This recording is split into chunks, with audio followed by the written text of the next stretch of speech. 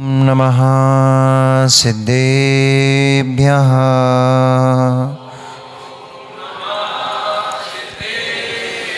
ॐ नमः सिद्धेभ्यः।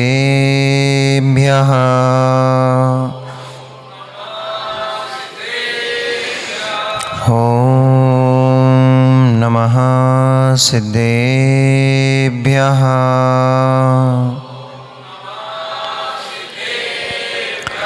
तव सिद्धेन सिद्धे संयम सिद्धे चरित्र सिद्धेया नाणम् इदंसनं मेया सिद्धे शिरसा नमस्सामि। सिद्धं सम्पूर्णभव्यर्थं सिद्धे कारणमुत्तमम् प्रशस्त दर्शन ज्ञान चारित्र प्रतिपादनम् सुरेंद्र मुकुट श्लिष्ट पाद पद्मांशुकेशरं प्रणमामि महावीरं लोकत्रय मंगलम्। नमो अरिहन्ताणं नमो सिद्धाणं नमो आयर्याणं नमो वज्रायाणं नमो लोये सविसाहूणम्। जय बोलिए अनंत अनंत परम सिद्ध परमेष्ठी भगवानी की। जय बोलिए अनंत अनंत 24 तीर्थंकर भगवानी की। देवाधिदेव मूलक चिंतामणि पर उपासनाथ भगवानी की। आचार्य भगवंत कुंद कुंद देव की। परम पूजनीय आचार्य भगवंत रविशरण स्वामी महामुनि राज्य की। परम पूजनीय चरया श्रोमणी अध्यात्मयोगी आचार्य भगवंत गुरुदेव श्री विशुद्ध सागर जी महामुनि राज्य की। अहिंसामयी विश्व जैन धर्म की।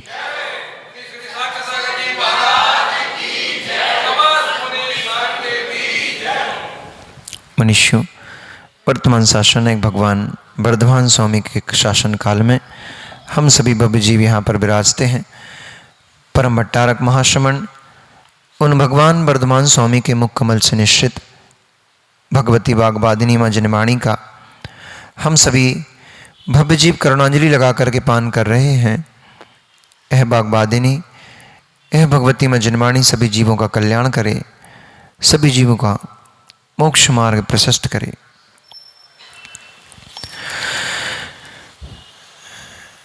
निमित्त सूचना देता है, सूचित करता है, निमित्त करता नहीं होता। कार्य वस्तु की अपनी योग्यता से होता है। उस वस्तु में योग्यता नहीं हो तो कोई भी कार्य उसके बिना संभव होना संभव नहीं है। रोटी बनने की योग्यता आटे में होती है, इसलिए निमित्त सहयोग कर देता है उसमें। और यदि रोटी बनने की योग्यता हो ही ना तो निमित्त क्या करेगा। इसलिए सर्वथा निमित्त को दोष नहीं देना चाहिए। वस्तु की अपनी योग्यता को समझना चाहिए और योग्यता को समझ करके साम्य भाव धारण करना चाहिए। समता पूर्वक उस परिचय को सहन कर लेना चाहिए। फकीर चंद जी, समता पूर्वक उपद्रवों को सहन कर लेना चाहिए, क्योंकि जिस जीव की योग्यता जैसी है वो उसी रूप परिणत होगा। ये बहुत गहरा तत्व निर्णय है भैया। अगर ये तत्व निर्णय हो जाए तो हमारे आदि से जो क्लेश हैं, आदि से दुख तकलीफ हैं, वो समाप्त हो जाएं। अग्नि में योग्यता जलाने की है, वो जलाती है क्योंकि उसका कार्य वही है, उसका गुण वही है, उष्णता ही उसका गुण है। जल प्यास मिटाता है, शीतल करता है, उसका कार्य वही है। यद्यपि स्वभाव दृष्टि से जब हम देखेंगे, मनुष्य का कार्य क्या है? ज्ञान दर्शन है, देख जाना जानना मात्र है। जीव है ना, जीव का कार्य कितना है? देखना जानना मात्र। परंतु मनुष्य पर्याय में यह जीव काशायिक भावों से भरा होता है, क्रूर परिणामों से भरा होता है, छल कपट मायाचारी से भरा होता है। ये उसका अपना स्वभाव नहीं है, परंतु ये भी उसका स्वभाव ही है। ये उसका अपना स्वभाव नहीं है, परंतु ये भी उसका आशीष स्वभाव ही है। स्वभाव नहीं होता तो वो कैसे कर रहा था? दो प्रकार का स्वभाव होता है, एक शुद्ध स्वभाव, एक अशुद्ध स्वभाव। जीव में, पुद्गल में दो द्रव्य ऐसे होते हैं जिनमें स्वभाव स्वभाव और विभाव स्वभाव, दो प्रकार के स्वभाव होते हैं। शेष सभी द्रव्यों में स्वभाव स्वभाव होता है, विभाव स्वभाव नहीं होता। जीव और पुद्गल में शुद्ध अशुद्ध दोनों ही स्वभाव होते हैं। जीव कर्म से बंध रहा है, जीव कर्म से बंध रहा है, ये उसका स्वभाव है, नहीं है? ये उसका स्वभाव है।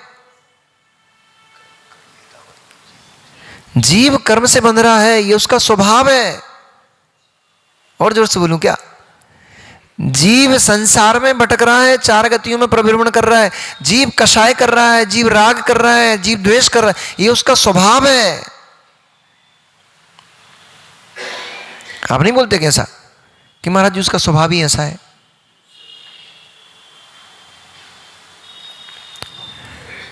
कई बार इस अवस्था को नहीं समझ पाते हम, इसलिए बड़ा क्लेश होता है, कष्ट होता है हमें। अब जैसे गली में चार श्वान होते हैं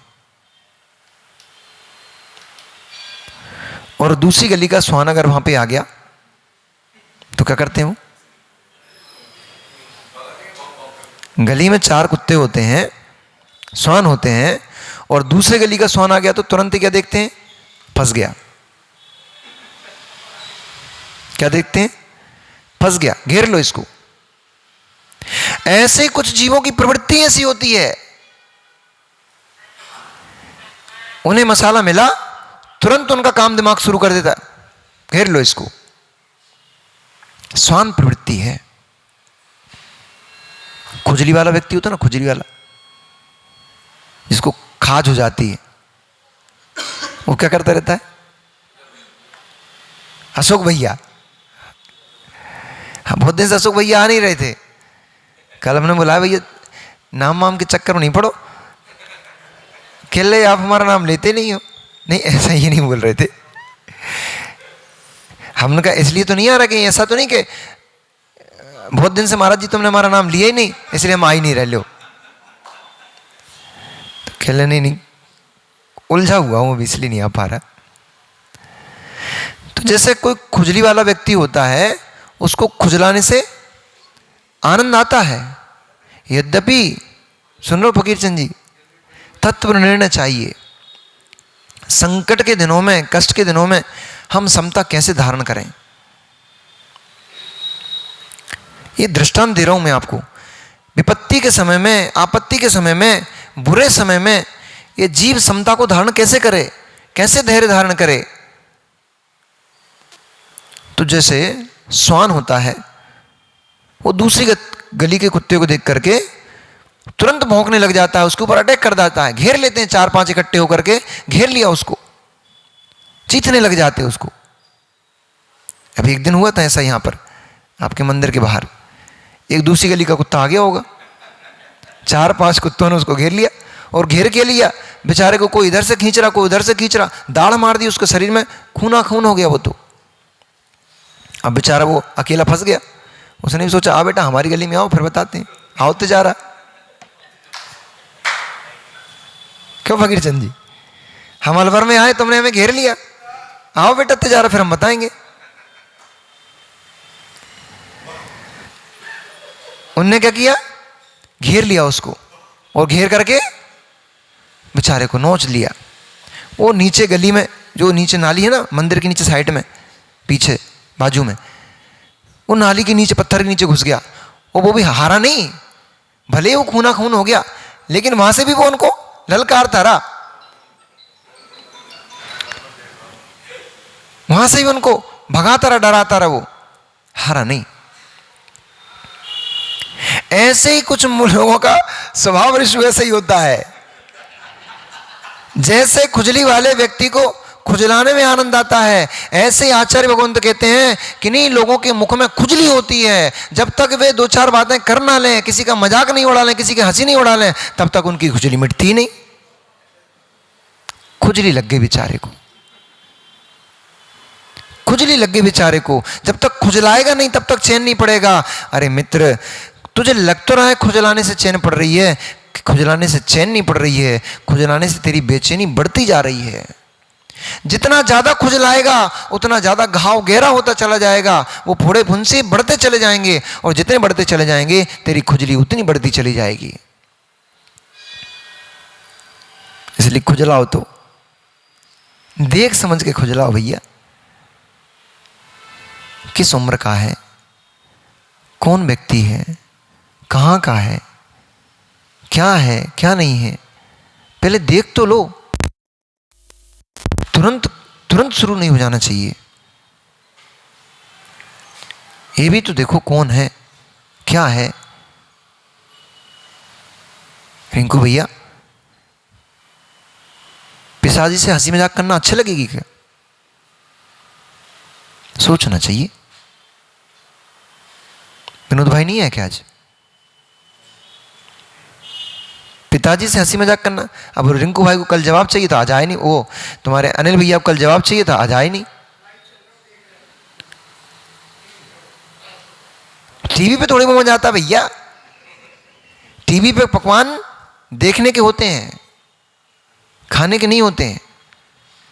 लाइव होते तो फिर आनंद आता। तो हम उनको, अरे लाइव तुम जीवन में ऐसे ही लटके रहोगे, इन मोबाइलों में लटके रहोगे, पूरा जीवन यही निकल जाएगा तुम्हारा। फेस टू फेस आके बात करो तो आनंद आता है, आंखों में आंखें डाल के बात करने में आनंद आता है। अब तुम उसमें देख रहे हो, हमें पता ही नहीं देख भी रहे कि नहीं देख रहे, कि बाथरूम में घुसे पड़े हो।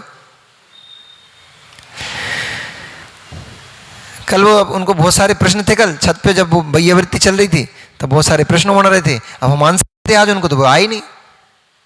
हमने बोला तो सुबह आना, सुबह देंगे आंसर। जिस जीव की जैसी योग्यता होती है, परंतु जो सहनशील होता है वो हर परिस्थिति को समतापूर्वक सहन करता है। वो ये जानता है इस जीव की योग्यता यही है, ये यही कर पाएगा। मूंगफली में से तेल निकाल लो, निकल आएगा। मूंगफली में से, तुम्हारा असली वाला नाम भूल जाते हैं गजानंद भैया, क्या है? पुनीत भाई। मूंगफली में से तेल पेर लो, निकल जाएगा। मूंगफली का तेल खाया कि नहीं खाया? तो निकलेगा मूंगफली, तभी तो खाओगे। मूंगफली में से तेल निकालो, निकल जाएगा मां? नहीं निकलेगा। तो मूंगफली का तेल कैसे खाती हो? हैं? अरे तो निकलेगा तो मूंगफली से निकला निकाला मंगाओगे तो निकलेगा काय में से? वो मूंगफली में से निकलेगा, सोयाबीन से निकलेगा मूंगफली का तेल? मूंगफली में से निकलेगा ना। तो यही तो पूछ रहे हैं, आप घबरा जाते हो जल्दी से, बोले पता नहीं महाराज कहाँ कहाँ घुमाते रहते हैं। अरे हमारे अध्यक्ष जी बैठे हैं, तुम लोग सब ऐसे ही हो। हम अध्यक्ष जी से पूछ ले रहे, अध्यक्ष जी एक बात बताओ, मूंगफली में से तेल निकालोगे तो निकल जाएगा कि नहीं निकल जाएगा? और रेत के पत्थर में से पेरो उसको तो तेल निकल आएगा क्या? नहीं निकलेगा ना, क्योंकि पत्थर की तेल देने की योग्यता है ही नहीं, उसमें से निकलेगा कैसे? मूंगफली में से ही तेल निकलेगा क्योंकि उसकी योग्यता वही है, उसमें तेल भरा है इसलिए निकल रहा है। ऐसे ही मित्र, जिसके भीतर जो भरा होता है उसके भीतर से वही निकलता है। ज्ञानी पुरुष होते हैं, श्रेष्ठ पुरुष होते हैं, उनके भीतर से तत्व ज्ञान निकलता है। वे वाद विवाद भी करते हैं, चर्चा परिचर्चा भी करते हैं, तो वे तत्व की चर्चा करते हैं। वे ऐसी बातें करते हैं कि धर्म की वृद्धि कैसे हो, हमारा आचरण कैसे उत्कृष्ट बने। और जिनके भीतर कषाय भाव भरे होते हैं, जिनके भीतर विषय वासनाएं भरी होती हैं, जिनके भीतर पाप प्रवृत्ति भरी होती है, जिनके भीतर छल कपट मायाचारी भरी होती है, उन जीवों के मुख से वही निकलता है। दुग्ध में घृत होता है तभी निकलता है। पानी को मत हो, निकल आएगा। पानी को घंटों नहीं, आप तो महीनों लगातार मथते रहो, डाले रहो उसमें अरई, क्या बोलते हैं आपके यहाँ, मुझे बहाने वाली होती रई, तो डाले रहो उसके भीतर रई, और नोतन पकड़ के हिलाते रहो, दिन रात 24 घंटे लगे रहो, 24 घंटे लगे रहो, उसमें से मक्खन निकल आएगा। आपकी तिजारा में तो नहीं निकल जाता कहीं, उसमें से कभी भी मक्खन निकलने वाला नहीं है, क्योंकि पानी में मक्खन निकलने की योग्यता है नहीं, तो निकलेगा कहां से। मक्खन तो दुग्ध में उसे निकलता है, दुग्ध को जमाओगे बहाओगे तब जाके मक्खन निकलेगा, क्योंकि दुग्ध में मक्खन देने की योग्यता होती है, घृत देने की योग्यता होती है। ऐसे ही जिस वस्तु में जो भरा होता है वही निकलता है, ऐसे ही जिस जीव के भीतर जो भरा होता है वही निकलता है। इसलिए व्यक्ति को, इसलिए जीव को, आ गए भैया, थोड़े लेट हो गए, इसलिए जिस जीव के भीतर जो भरा होता है वही निकलता है। इसलिए कमट के ऊपर कमट उपसर्ग भरा था, कमट पाप भरा था, कमट कषाय भरा था, इसलिए उसके भीतर से भी कषायें ही निकल रही थी, पाप प्रवृत्ति निकल रही थी। परंतु मरुभीति का जीव, पार्श्वनाथ बनने वाला जीव समता भाव से युक्त था, क्योंकि वो धर्म से भरा हुआ था। कई बार बहुत स्थानों पर आचार्य गुरुदेव बोलते हैं, बहुत स्थानों पर क्या, मैक्सिमम स्थानों पर मौन रह जाना चाहिए। बोलने से सामने वाले को बल मिलता है, इसलिए मौन श्रेष्ठ है। किसी ने गाली दी, आपने प्रतिकार कर दिया, अब उसको बल मिल गया, इसने मेरी बात सुन ली, उसका मन जो चाह रहा था वो हो गया, वो संतुष्टि चाह रहा था कि ये गाली सुन ले मेरी, और आपने जैसे उसका प्रतिकार किया, जवाब दिया, वकील जी, आप तो वकील साहब हो ना चंदन भैया, बहुत सारे स्थानों पर मौन काम करता है। आदमी ने गाली दी, हमने प्रतिकार कर दिया, उसको बल मिल गया, ताकत मिल गई, वो और आगे बढ़ेगा अब। और उसने गाली दी, हमने इस साइड मुंडी करी, नीचे मुंडी करी, निकल लिए, उसका पूरी ताकत खत्म। और मान लो गाली देने लग गया, देता रह तू, हम सुन ही नहीं रहे तेरी गाली, गाली तेरी है, मुंह तेरा है, शरीर तेरा है, भाषा वर्णना तेरी है, हमें लेना ही नहीं।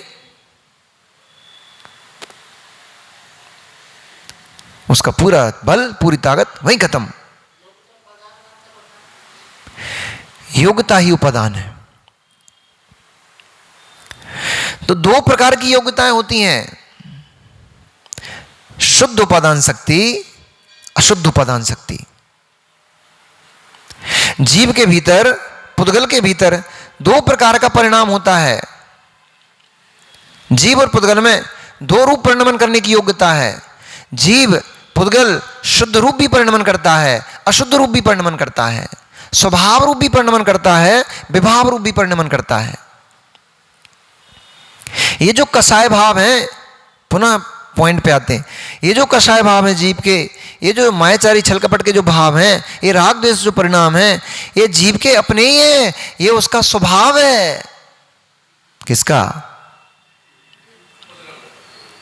क्योंकि जीव पुद्गल राग द्वेष करता है क्या? जीव का ये स्वभाव है, परंतु ये शुद्ध स्वभाव नहीं है। जैसे जल होता ना, जल, पानी, पानी कैसा होता है मुकेश भैया? पानी कैसा होता है? हैं? गंदा नहीं होता? गंदा होता है?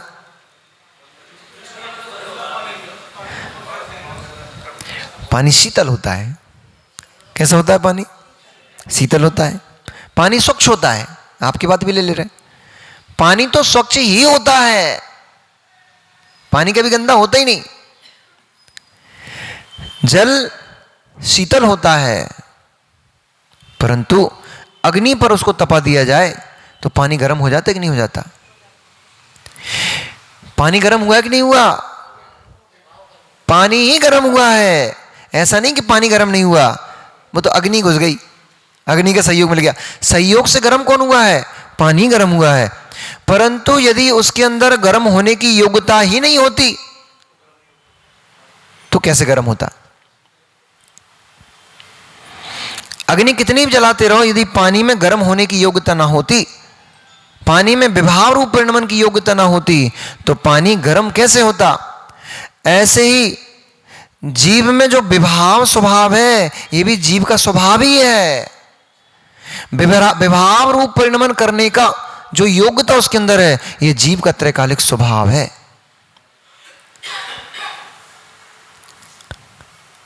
जीव में यदि विभाव रूप परिणमन की योग्यता ना होती, भैया उसको निकाल लो। जीव में जीव में यदि विभाव रूप परिणमन करने की योग्यता ना होती तो जीव विभाव में कैसे जाता? धर्म द्रव्य में विभाव रूप परिणमन की योग्यता नहीं होती, अधर्म द्रव्य में विभाव रूप परिणमन की योग्यता नहीं होती, काल द्रव्य में विभाव रूप परिणमन की योग्यता नहीं होती, और कौन सा रह गया? आकाश द्रव्य में विभाव रूप परिणमन की योग्यता नहीं होती। केवल जीव और पुद्गल ऐसे दो द्रव्य हैं जो विभाव रूप भी परिणमन करते हैं, स्वभाव रूप भी परिणमन करते हैं। पानी को आपने अग्नि के ऊपर रख दिया, सीधा नहीं, तपेली में भर के, नहीं तो अग्नि को बुझा देगा वो। पानी को आपने अग्नि के ऊपर रख दिया, वो गर्म हो गया, खोलने लग गया, तो थोड़ा सा निमित्त मिलता है, ये जीभ भी तो खोलने लगता है, लाल हो जाता है, आंखें फाड़ के बाहर बाहर निकल आती हैं, लाल लाल आंख हो जाती है, गरम गरम हवा निकलने लग जाती है। ये क्या है? ये अग्नि को पाकर के गर्म हो गया पानी, निमित्त को पाकर के जीव परिणत हो गया है विभाव रूप में। कितनी देर रहेगा? पूरे दिन भर गुस्सा रह लोगे? 24 घंटे दिन रात गुस्से में रह लोगे? रह ही नहीं पाओगे। आप चाहो भी, कोशिश भी करो तो दिन रात 24 घंटे आपको गुस्सा आ ही नहीं सकता।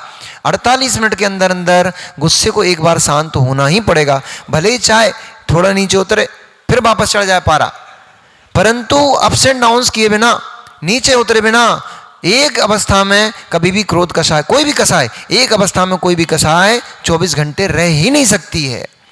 48 मिनट का कषाय का समय है। 48 मिनट के अंदर अंदर कोई भी द्रव्य होगा, चाहे पुद्गल द्रव्य होगा, चाहे जीव द्रव्य होगा, उसकी कषायें, जीव की कषायें कम होना ही पड़ेगा, उसको अपने स्वभाव में आना ही पड़ेगा।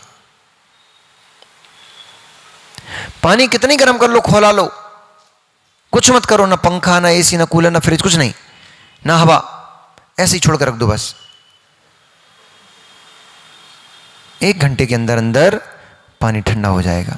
गर्मी भी पड़ रही होगी तो भी पानी का टेम्परेचर डाउन हो ही जाएगा। छांव में रख दो, अपने आप शीतल हो जाएगा, क्योंकि शीतल रहना उसका स्वभाव है, शुद्ध स्वभाव है। और अग्नि का संयोग मिलकर के वह स्वभाव में तो था, पर विभाव स्वभाव में चला गया था, परिणत हो गया था निमित्त से। इसके लिए निमित्त ऐसा नहीं कहना सर्वथा कि निमित्त कुछ नहीं करता, और ऐसा भी मत कहना निमित्त ही सब कुछ करता है। निमित्त होने पर भी उपादान की योग्यता नहीं है तो कार्यकारी नहीं होता है। निमित्त तभी काम करता है जब परिणत होने की योग्यता हमारे भीतर होती है, जीव द्रव्य में होती है, तब निमित्त। हाँ, अब अवस्था की अपेक्षा से लगाओगे तो संसारी अवस्था में 6 उपशमिक भाव, ये योग्यता, लब्धि, और शुद्ध दशा में लगाओगे तो जीव की त्रैकालिक शुद्ध अवस्था ही उसकी योग्यता है, वही उसकी उपादान शक्ति है। विभाव दशा में लगाओगे तो कर्मज भाव हो जाएगा। हमारे अंदर देखने की योग्यता इतनी है, हमारा उपादान शक्ति इतनी है। क्यों? क्योंकि हम कर्मज भाव में ढूंढ रहे हैं अभी उपादान शक्ति को। चश्मा निकालना, कितनी उंगलियां हैं दिख रही? धुंधली धुंधली। और चश्मा लगा लोगी तो स्पष्ट दिख रही। अच्छा, फिर उतारना। ये हाथ में कुछ दिख रहा है क्या? क्या दिख रहा है? नहीं, इधर ये जो रेखाएं बनी ये दिख रही क्या?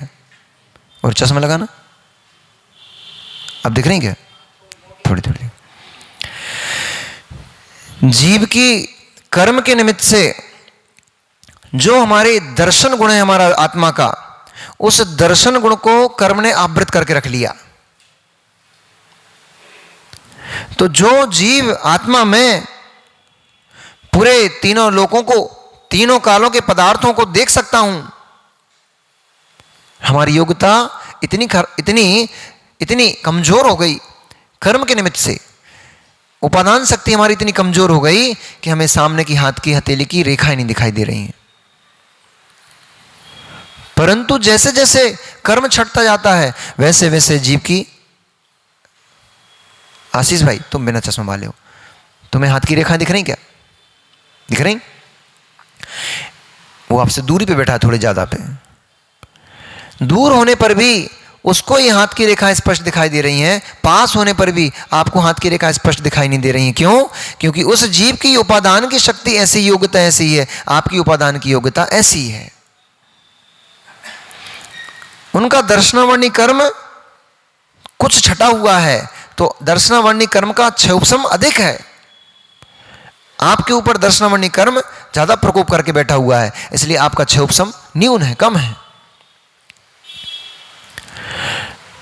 जैसी जैसी योग्यता बढ़ती चली जाती, जैसा जैसा क्षयोपशम बढ़ता चला जाता है, क्षयोपशम बढ़ते बढ़ते एक अवस्था ऐसी भी आती है कि क्षयोपशम पूरा, अब क्षयोपशम एक भाव नहीं बचता, अब छायक भाव प्रकट हो जाता है। उसमें किसी कर्म के आवरण की आवश्यकता नहीं, हटाने की आवश्यकता नहीं, वो तो आत्मा का अपना स्वयं ही होता है। उसी का नाम है केवल दर्शन, केवल ज्ञान।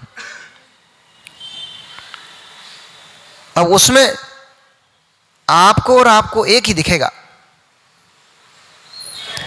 आपको भी तीनों लोकों में पूरे द्रव, उनकी पूरी पर्याय दिखेंगी। इस भाई को भी केवली बनने पर तीनों लोकों में संपूर्ण द्रव, संपूर्ण गुण, संपूर्ण पर्याय एक साथ दिखेंगी। जैसा आपको वैसे ही उनको दिखेगा।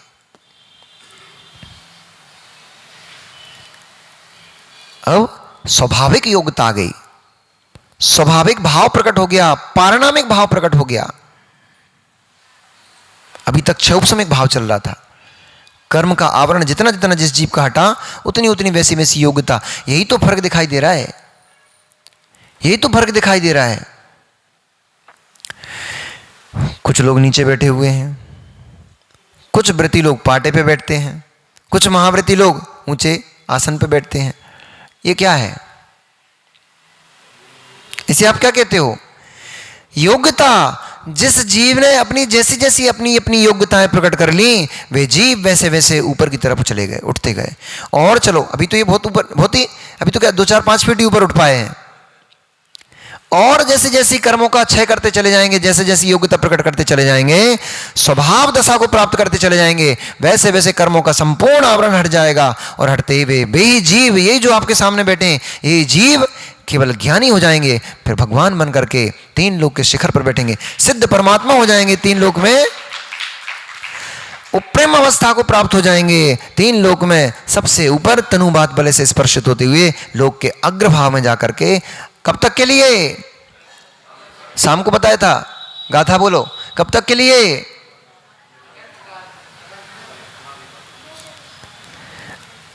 काल द्रव के अब जितने समय आने वाले हैं, काल द्रव के अब जितने समय आने वाले हैं, उतने समय तक के लिए, यानी कि अनंत समय तक के लिए वे भगवान वहीं 3 लोक के शिखर पर बैठ करके अपनी आत्मा का परम आनंद प्राप्त करेंगे। कहाँ मोखरी में आनंद मना रहा है जीव, कहाँ एक दूसरे के उतारने में जीव आनंद मना रहा है, कहाँ इनको हराने उनको जिताने में आनंद मना रहा है, कहाँ ये बातें हैं वो बातों में आनंद मना रहा है। अरे एक बार 5 मिनट के लिए शांत बैठ करके उस शांति का वेदन तो करो। भगवान हूं मैं, उस शांति का वेदन तो करो। मैं कहाँ छल कपट इन सब परिणामों के वशीभूत होकर के मैं अपनी आत्मा का हित कर रहा हूं। मैं भगवान हूं, मेरे पास अनंत ज्ञान है, अनंत दर्शन, अनंत सुख, अनंत वीर्य है मेरे पास। बेचारा जीव मुख की खाज खुजाते फिर रहा है। मुख की खाज मत खुजाओ, ज्ञान प्रज्ञा को बढ़ाओ। ज्ञान बढ़ेगा, प्रज्ञा बढ़ेगा तो अपने आप क्षोभसम एक भाव नष्ट होता चला जाएगा, और जो क्षोभसम बढ़ता चला जाएगा और अंत में जाकर के क्षोभसम का भाव नष्ट हो जाएगा, परिणाम एक भाव प्रकट हो जाएगा। परंतु जीवों के विचारों की योग्यता ऐसे ही है, कषाय भाव ऐसे ही है। अपनी वस्तु सामने जो इस वस्तु का उपभोग कर रहे होते हैं, उस भोग उपभोग की वस्तु को अपनी मान करके उनमें राग लगाते हैं, और राग लगा करके दूसरे का तिरस्कार करते हैं। वे जीव नष्ट हो जाते हैं। माली अपने भाई को लेकर के, सुमाली को, माल्यवान को लेकर के युद्ध करने निकल पड़ा। किससे निकलना पड़ा था? कल बताया था ना, किससे युद्ध करने जा रहा माली? ऐसे कथा सुन रहे हो, बस चौपाई सुना दो बस। अरे रखो भी तो याद भैया, किससे निकल रहा था? इंद्र से। जो रत्नपुर का राजा था, जिसने अपना सारा वैभव स्वर्ग के देव इंद्र की तरफ फैला के रखा हुआ था, उस इंद्र के से युद्ध करने के लिए माली, सुमाली, माल्यवान तीनों भाई बहुत विशाल सेना को लेकर के निकल पड़े। और जब वो सेना लेकर के युद्ध के लिए निकले, तो जो इंद्र के अधीनस्थ जितने भी राज आते थे, उन राजों को तहस नहस करते हुए आगे बढ़ते चले जा रहे थे। जैसे ही वो अपने महल से, अपने नगर से बाहर निकले, बहुत सारे अपशगुन होते दिखाई दिए। इसलिए मैंने बोला कि निमित्त होता है, सूचक होता है, निमित्त कार्यकारी नहीं होता। परंतु निमित्त को देख करके भैया, निमित्त को देख करके ज्ञान लगाया जा सकता है। ग्रह होते हैं, नक्षत्र होते हैं, तारे होते हैं, सब होते हैं। ये ज्योतिष के देव हैं। सूर्य के प्रकाश का, समुद्र की लहरों का, ज्वार भाटे का, अष्टमी चतुर्दशी पर्व का, अमावस्या की काली रात का, पूर्णिमा की शुभ्र आकाश का, सबका भाव के, जीव के भावों के ऊपर प्रभाव पड़ता है। रात के दिन के भाव आपके एक जैसे नहीं रहते। सुन रहे हो अनिल भैया? रात के भाव, दिन के भाव एक जैसे नहीं रहते। पत्नी दिन भर आपके साथ में रहती है, परंतु जो पत्नी के साथ बैठ करके जो परिणाम रात को आपके उत्पन्न होते हैं, वे परिणाम दिन में नहीं होते। दिन में घूमते हुए सामान्य से स्त्रियों को देख लोगे, वो भाव उत्पन्न नहीं होगा। रात्रि में कोई स्त्री अकेले में घूमती मिल जाएगी, परिणाम घूम जाएगा, आपका परिणाम बदल जाएगा। रात्रि का प्रभाव जीव के ऊपर पड़ रहा है, काल का प्रभाव जीव के ऊपर पड़ता है। शाम के आपके प्रश्नों का उत्तर दे रहा हूं। काल का प्रभाव पड़ता है, व्यक्ति का प्रभाव पड़ता है। गजानन न जाए तो प्रेम उमड़ता, प्रीति उमड़ती है। और जिस जीव से 2 दिन पहले झगड़ा हो गया था, वो आके बाजू में बैठ जाए तो कषाय उमड़ती है, द्वेष भाव आता है। ये जीव द्रव्य का जीव द्रव्य के ऊपर प्रभाव है। एक द्रव्य दूसरे द्रव्य को प्रभावित करता है। स्यात् न सर्वथा, न योगान न सर्वथा। सर्वथा भी नहीं होता कि पड़ता ही है। अगर पड़ता ही होगा, पड़ता ही है, तो शालिनी, शेरनी सामने दिख रही है, एक भयभीत होकर के बेहोश होकर गिर गया। और शेरनी सामने दिख रही है, एक ध्यानस्थ योगी अपने ध्यान में लीन है। एक को शेरनी ने प्रभावित कर लिया, एक अप्रभावित रहे। इसलिए स्यात् एक द्रव्य दूसरे द्रव्य को प्रभावित करता भी है, स्यात् नहीं भी करता। जिन जीवों के उपादान योग्यता जैसी होती है वैसा ही कार्य होता है। जिनकी प्रभावित होने की योग्यता थी, जो भय से भरे हुए थे, जिन्हें शरीर से राग था, ममत्व था, संसार जिनका बढ़ा था, वे जीव शेर से शेरनी से प्रभावित हो गए, भयभीत होकर मूर्छा खा के गिर गए, मृत्यु का भय उत्पन्न हो गया। परंतु जो जीव आत्मद्रव्य को जानता है कि ये अहित भी करेगी तो मेरा नहीं कर पाएगी, खाएगी भी तो पुद्गल को ही खाएगी, मुझे नहीं खा पाएगी, मैं तो चेतन द्रव्य हूं, इसकी पकड़ में, इसकी डाढ़ों के बीच में, इसके दांतों के बीच में मैं तो फंसा मिलूंगा ही नहीं, क्योंकि मैं तो पकड़ में आता ही नहीं किसी की। शायद पकड़ भी लेते हैं। रिंकू भैया, ये अरिहंत का हाथ पकड़ना जरा। तो आपने जीव को पकड़ा कि नहीं पकड़ा?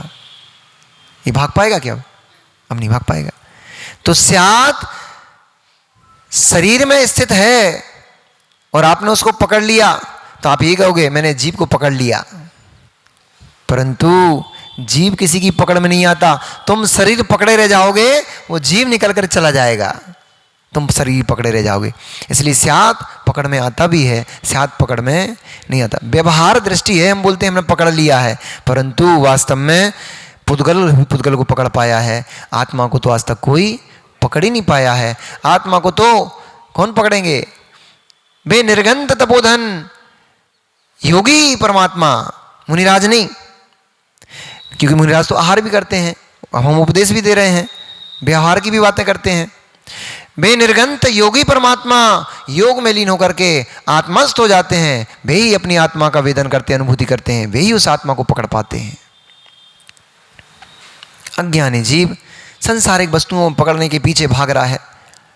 कुछ अशुभ निमित्त दिखाई दिए, उन निमित्तों को देख करके, जैसे काग, काला काग कौआ सूखे वृक्ष पे बैठा चोंच मार रहा था उस वृक्ष में, उस वृक्ष को तोड़ने का, काटने का प्रयास कर रहा था, ये अशुभ का सूचक था। सुमाली ने कहा भैया ये समय उत्तम नहीं है। दक्षिण दिशा में श्यार रोने की आवाज कर रहे हैं, चीख रहे हैं। स्त्रियां आकाश मार्ग से बालों को खुला करके चले आ रही हैं। ये आपके खुले बाल अशुभ का सूचक होते हैं, इनको ढक के रखना चाहिए। ये बच्चे लोगों को, बच्चों को क्या, सभी को, महिलाओं को, माताओं को, सभी को बोला जाता है कि आप कम से कम, वैसे तो बिना सर ढके कहीं भी नहीं रहना चाहिए, ना घर में रहना चाहिए, ना बाहर रहना चाहिए, परंतु कम से कम देव शास्त्र गुरु के सामने आओ तो सर को ढक के आओ। अब तो माताएं हमारी इतनी फैशनेबल हो गई हैं, आहार भी करावे आती हैं तो उनका पल्लू कहीं पड़ा रहता है और आहार चलते रहते हैं, और उनसे बोलो कि सर ढक लो, मतलब बोलो से मतलब इशारा करो। अब फिर खाते में, आहार करते में भी इशारा करना पड़ता है कि भैया जाओ सर ढके आओ, तो उनको आफत लगती है, अरे महाराज जब सर ढकेंगे फिर हाथ धोना पड़ेगा। अरे तो पहले ही उसमें क्लिप लगा दो ना, तो ना बार बार ढकना पड़ेगा, ना बार बार हाथ धोना पड़ेगा। परंतु ये अमंगल का सूचक होते हैं। आपकी जो लंबी लंबी केस हैं, शादियों में अब तो फैशन हो गया है, चोटी बना के नहीं आते, खुले करके आते हैं। इसलिए तुम्हारे घर परिवार टूट रहे हैं, बिखर रहे हैं भैया। पहले ही अमंगल तो ये हो गया कि जब वरमाला पड़ने वाली थी, फेरे पड़ने वाले थे, तभी बाल बिखरा के आ गई, चंडिका देवी बन के आ गई। देख लो हमारी सूरत को। अरे किसी के घर में जा रहे हो, मंगलभूत बन के जाओ, अमंगल बन के क्यों जाते हो? आकाश मार्ग में स्त्रियां खुले हुए बाल लेकर के चली आ रही थीं। सुमाली ने कहा कि भैया देखो, दूर से ही खुले बाल वाली स्त्रियां चली आ रही हैं, ये मंगल का सूचक होता है। वो देखो काग सूखे वृक्ष में चोंच मार रहा है, ये मंगल का सूचित होता है। दक्षिण दिशा में श्याल चीख रहा है, चिल्ला रहा है, रुदन मचा रहा है, यह मंगल का सूचित होता है। इस समय हमें युद्ध करने नहीं जाना चाहिए। परंतु मान कषाय कहां सुनने देती किसी की बातें। बोलते ना, बुंदेलखंड में कहावत है कि कुत्ता की पूंछ को पुंगरिया में डालो 12 वर्ष तक, और जब निकाली तब टेढ़ी की टेढ़ी। कितने ही सुना लो, कितने ही सुना लो, कितने ही सुना लो, कितनी अच्छी अच्छी बातें बता लो, पर जीव जिसके परिणाम श्वान जैसे हो चुके हैं, जिनकी पूंछी टेढ़ी हो चुकी है, अब उसको कितने भी समझाओ उसकी समझ में मत समझ भाई। तो साधु महात्मा का कर्तव्य क्या होता है? डंडा लेके समझाएंगे? अब क्या मार मार पीट पीट के समझाएंगे क्या? नहीं, साधु महात्माओं का कर्तव्य होता है जब समझाने से समझ में नहीं आ रहा तो अब तुझे समय समझाएगा। मित्र, जब देव शास्त्र गुरु की बातें तुम्हें समझ में नहीं आ रही हैं, अब देव शास्त्र गुरु कहेंगे मुझे बेटा, मुझे जीव तेरे ऊपर बड़ी करुणा है, मुझे जीव तेरे ऊपर बड़ी दया है, इतना समझाने पर, इतना तत्व ज्ञान देने पर भी तेरी समझ में नहीं आ रहा है। कोई बात नहीं, तेरी वर्तमान की योग्यता ही ऐसी है, तूने पाप कर्म का बंध ही ऐसा करके रखा हुआ है, हमारे समझाने से तुझे समझ में नहीं आएगा, अब तुझे समय समझाएगा। जब समय की मार पड़ेगी तभी तू समझ पाएगा, इसलिए मैं तुझे समय देता हूं। ऐसे स्थान पर ज्यादा उलझना नहीं चाहिए मां। जब बहू सुने नहीं बात हमारी, जब बेटा बेटी बिगड़ जाए, बात सुनने लायक ही ना बचे और उल्टा जवाब देने लग जाए, उस समय ज्यादा मत समझाओ, तुम्हारा अपमान होगा। वे लोग तुम्हारा अपमान करने लग जाएंगे, इसलिए उन लोगों को ज्यादा मत समझाओ, उनको थोड़ी देर के लिए समय पे छोड़ दो। ठीक है बेटा, जब ठुकोगे, समय की मार तुम्हें जब पड़ेगी तो अपने आप से ठाकुर बनकर के सामने बैठ जाओगे, तब हम कहेंगे अब बन गए ठुक के ठाकुर। कई बार बड़ा अहित हो जाता है, दयनीय स्थिति में जीव पहुंच जाता है, तब उसकी समझ में आती है, बहुत दयनीय अवस्था में पहुंच जाता है तब समझ में आती है। पर क्या कर सकते हैं, हम तो रास्ता ही दिखा सकते हैं, समझा ही सकते हैं। समझना नहीं समझना ये जीव का अपने ऊपर है। जिसको अपना अहित ही भाता है, जिसकी भवितव्यता बिगड़ ही चुकी है, उस जीव को कोई नहीं समझा सकता। साक्षात तीर्थंकर भगवान बोल रहे थे, साक्षात तीर्थंकर भगवान समझा रहे थे, और सज्ञ दद्दू थे। कौन थे? दादू ही तो थे, दादाजी तो थे। किनके हैं? मारीची के। आदिनाथ कौन थे? भरत का पुत्र आदिनाथ, आदिनाथ नहीं, भरत का पुत्र मारीची। और आदिनाथ कौन? मारीची के दादाजी, सगे दादाजी। तीर्थंकर बैठ करके बन गए, समुषण में बैठ गए और वहां से समझा रहे हैं, तब भी कहां समझ में आई? कषाई को कहां समझ में आती है? जब मार पड़ती है तो फिर अपने आप समझ में आती है। जब गधी बन के घूमते मिले तब समझ में आई। जब वृक्ष बन के, अकौआ का पेड़ बन के लोगों ने टहनियां तोड़ डाली तब समझ में आई। जब वैश्य बन करके वैश्यवृत्ति करते मिले तब समझ में आई कि अरे बाप रे, हमारे दादू ने समझाया था, तब समझ लेते तो हम ये क्यों बनना पड़ता, ये कष्ट क्यों भोगना पड़ते। लाखों पर्याय भटके, लाखों, थोड़ी मोड़ी नहीं, कई हजार वर्ष तो, कई हजार बार तो वैश्य बने। कई, वो संख्या लिखी हुई है, मैं भूल गया हूं अभी, महाराज के पास तो लिखी हुई है। कई हजार बार अकौआ के पेड़ बने, कई हजार बार गधी बने। कौन? भगवान महावीर का जीव। मारीची की पर्याय से लेकर महावीर बनने तक के बीच का गिना रहा हूं, आगे आगे क्या बने थे वो तो छोड़ दो। तब समझ में नहीं आई। मनुष्य पर्याय में तीर्थंकर समझा रहे थे तो समझ में नहीं आई। शेर की पर्याय में जब मार पड़ी तो अपने आप शेर की पर्याय में फिर दो चार रिद्धिधारी मुनि ने समझा दिया तो फिर समझ में आ गई, आप सही बोल रहे हो। ऐसे ही सुमाली समझा रहा था तब समझ में नहीं आ रही थी। मान कषाय में डूबा माली कहता है, अरे दुष्ट पुरुष, अरे क्षुद्र पुरुष, तू भयभीत होता है क्या? तू माली का भाई होके, सुकेश का पुत्र होकर के तू सुकेश की आत्मा को लजाता है, उसकी वीरता को लजाता है।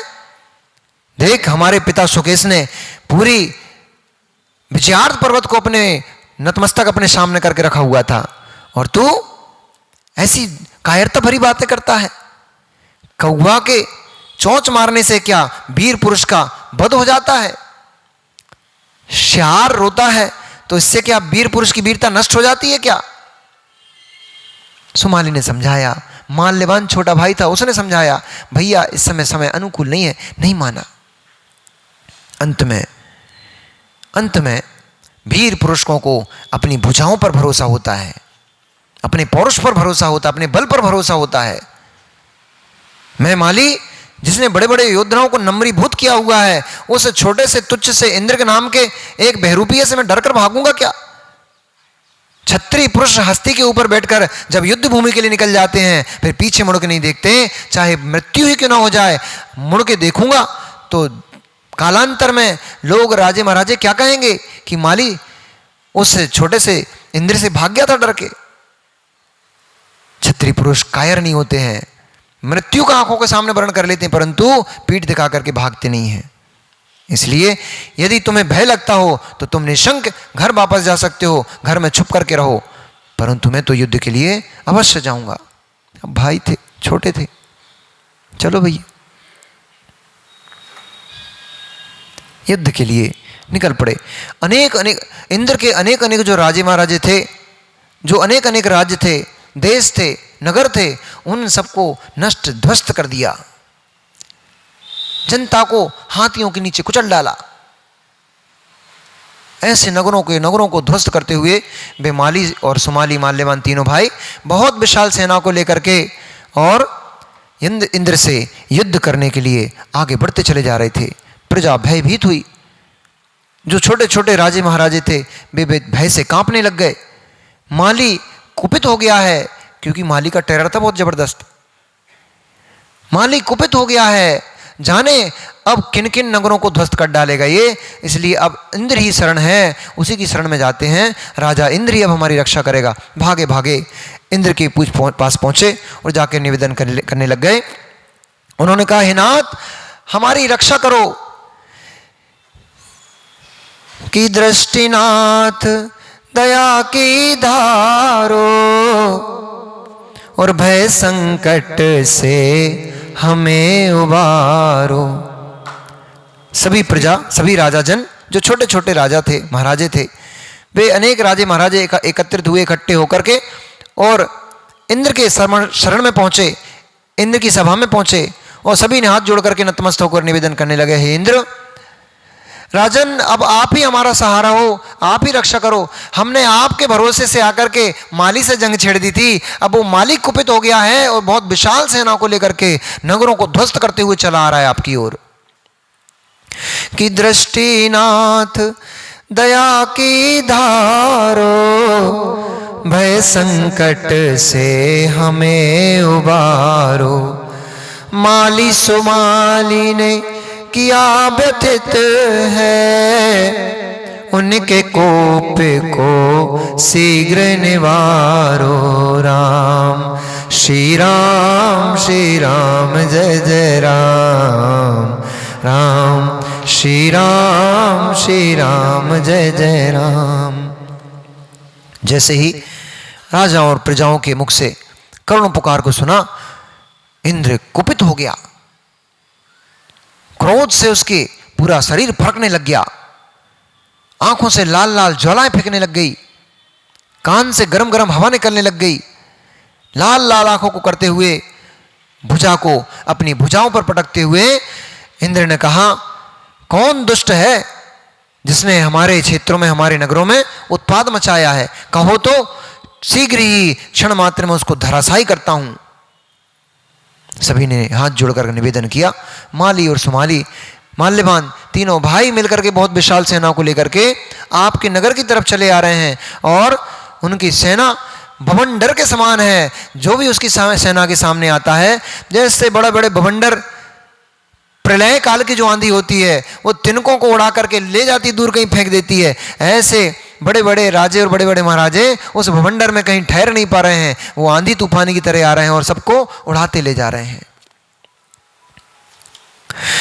वज्र अस्त्र को धारे रहा था, शीघ्र ही अपने बाजू में रखा हुआ वज्र तुरंत उसने उठाया और वज्र अस्त्र को धारे रहा था, लाल नेत्र को डार रहा था। और करुण नष्ट में हर कंटक को निर्णय मन में धार रहा था। राम श्री राम जय जय राम। उसने अपनी लाल लाल नेत्रों को वज्र अस्त्र पर डाला और शीघ्र ही अपने हाथ में वज्रोष्ठ अस्त्र उठा करके और कहा, तुरंत ही सेना को आदेश दो, सारी की सारी सेना तैयार की जाए। उस माली का आज मैं छोटे से कंटक की तरह उसको निस्तो नाबूद कर देता हूं। उसकी सारी सेना को अभी मैं मजा चखाता हूं और मैं सभी को भय रहित करता हूं। तुम भयभीत मत हो, मैं जब तक हूं तुम्हें भय खाने की आवश्यकता नहीं है। इंद्र जिससे साक्षात स्वर्ग का इंद्र भी कंपित होता है, उस इंद्र को इस माली रूपी राक्षस ने छेड़ा है। अब देखता हूं इनको अच्छे से मजे चखाता हूं। ऐसा कर उसने बहुत विशाल सेना को लेकर के, और इंद्र भी युद्ध के लिए रणभूमि की तरफ निकल पड़ा। एक तरफ से विशाल समुद्र के समान माली सुमाली माल्यवान अपनी विशाल सेनाओं को लेकर के चले आ रहे थे। एक तरफ से इंद्र ने भी अपने सारे सामंतों को एकत्रित किया, अनेक अनेक नगरों के राजे महाराजों को सबको एकत्रित कर लिया, बुला लिया, और वो भी किसी बहुत विशाल भवंडर के समान बहुत बड़ी सेनाओं को लेकर के माली के सामने जब पहुंचा। दोनों सेना ही जैसे ही आमने सामने हुई, नमो अरियंताड़म, नमो सिद्धाड़म, नमो आयरियाड़म, नमो वज्जायाड़म, नमो लोहिसबसाहूड़म।